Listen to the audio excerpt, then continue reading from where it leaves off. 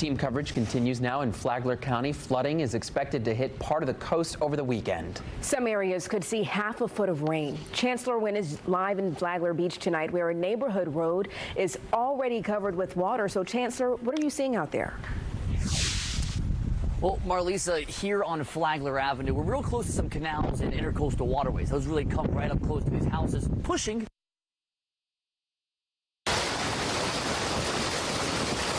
Some low-lying roads near the coast are already covered in water as drivers slowly pass through.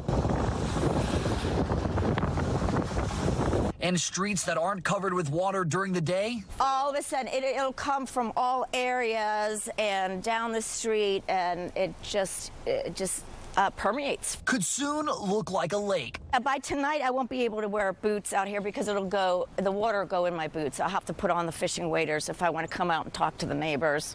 So that's knee high. Yeah. At least.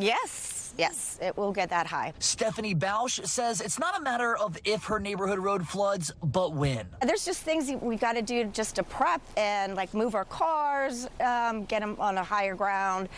We've invested in fishing waders. We've used those to walk up and down our street. Bausch shared a few photos with Fox 35 showing just how bad it gets. You can see the water covering the road and filling the front yards. And we'll have people's furniture and yard stuff floating down here, and I have to call the neighbors. Yeah, we just saw your big flamingo just went by. It's in our yard if you're looking for it. Coastal counties like Flagler, Volusia, and Brevard are under flood warnings as downpours of rain are expected throughout the weekend.